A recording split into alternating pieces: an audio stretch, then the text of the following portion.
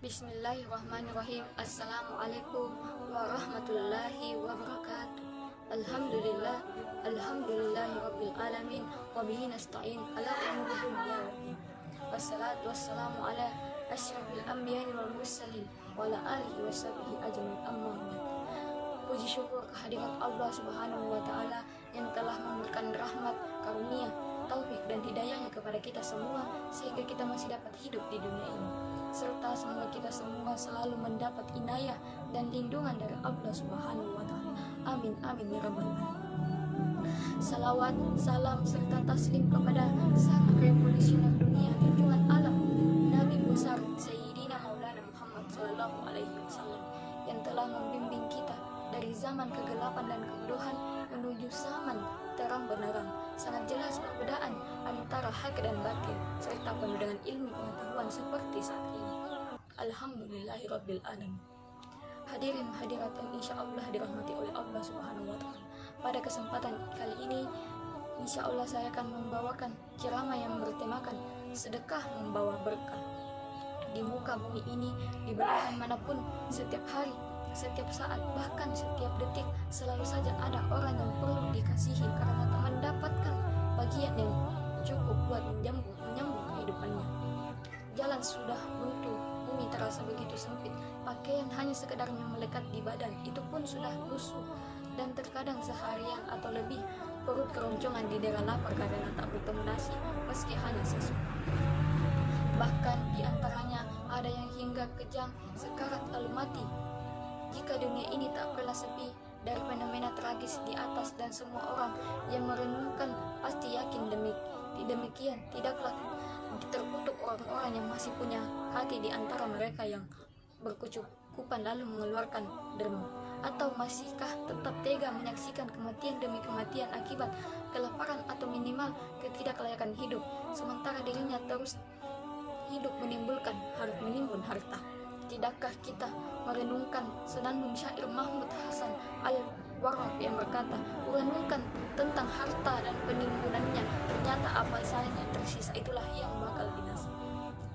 Sedang yang kudahkakan di jalan kebaikan, baik secara makhluk atau ihsan, maka dialah yang kekal, dan karenanya aku dibalas kebaikan saat semua orang dibagi balasan." Al-Hasan Al-Basri berkata, "Sejahat-jahat teman adalah uang dan harta benda. Keduanya tidak akan bermanfaat untukmu kecuali ketika keduanya berpisah denganmu. Harta adalah nikmat. Barang siapa takut kepada Allah dalam masalah harta, lalu membelanjakannya sesuai dengan yang diridhai Allah Subhanahu wa taala, memberi makan fakir miskin serta mengeluarkannya untuk menolong agama Allah dan meninggikan kalimatnya, niscaya Allah akan memberinya rezeki dari arah yang tidak disangka-sangkanya.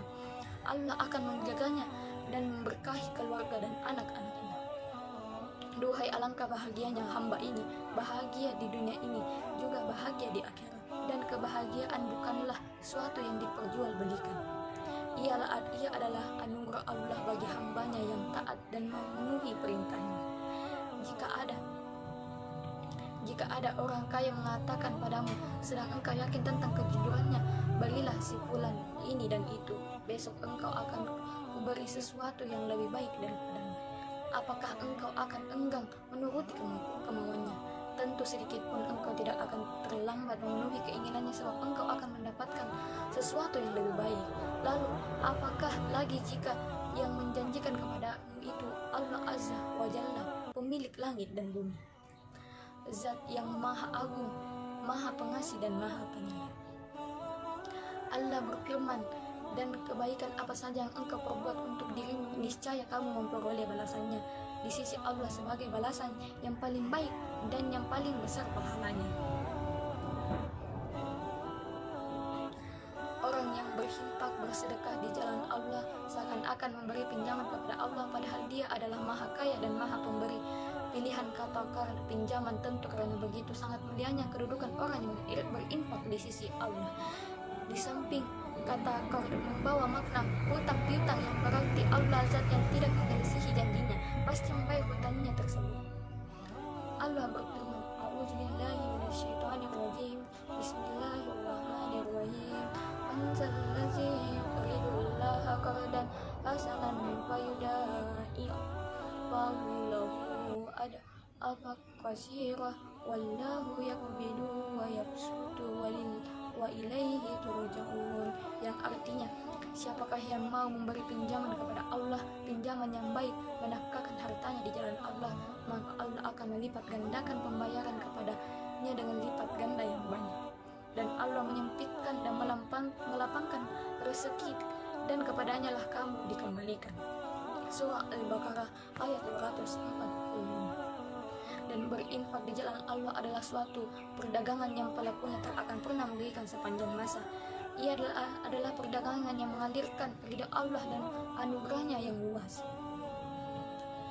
Di sisi lain, di ayat lain Allah menegaskan, dan bersegeralah kamu kepada ampunan dari Tuhanmu dan kepada surga yang luasnya seluas langit dan bumi yang disediakan untuk orang-orang bertakwa, yaitu orang-orang yang menafkahkan hartanya baik di waktu lapang maupun sempit, dan orang-orang yang menahan amarahnya dan memaafkan kesalahan orang.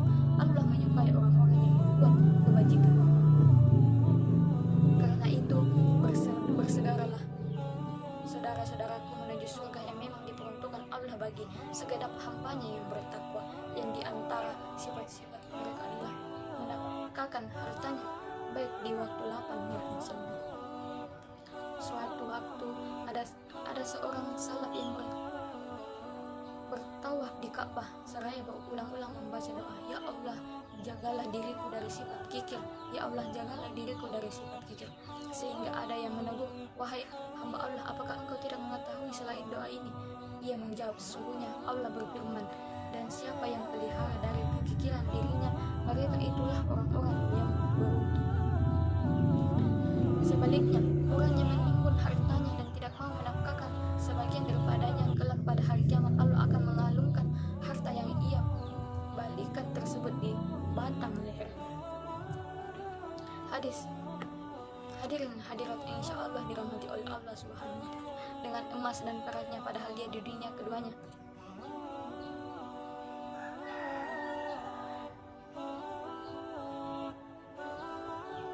hadirin hadirat yang insya Allah dirahmati oleh Allah Subhanahu wa Ta'ala.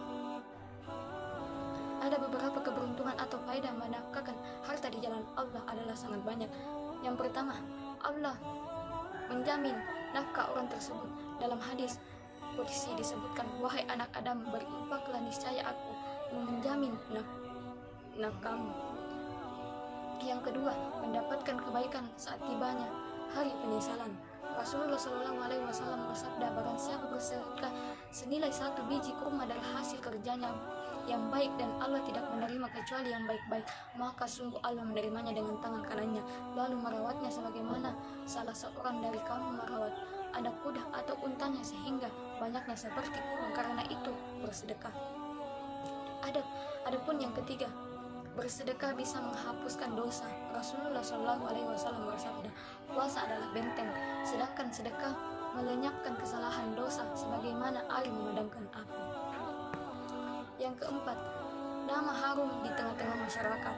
Orang yang senang berinfak dan menyelesaikan kesulitan orang lain akan menjadi buah bibir dalam hal kebaikan. Berbeda dengan orang yang kikir, ia akan menjadi tumpuan kebencian orang lain karena hanya menumpuk harta bendanya untuk dirinya sendiri. Rasulullah SAW bersabda, celakalah hamba dinar, celakalah hamba dirham. Hadis riwayat Bukhari dari Abu Hurairah. Yang kelima, berinfak adalah salah satu akhlak Nabi SAW. Di antara perbuatan yang sangat beliau cintai adalah memberi, bahkan memberi sesuatu yang sangat beliau butuhkan sendiri, seperti pakaian yang sedang beliau kenakan. Demikian menurut hadis riwayat Bukhari dari Sahih bin Sabit radhiyallahu anhu. Yang keenam, berinfak menyebabkan rezeki bertambah, berkembang dan penuh berkah.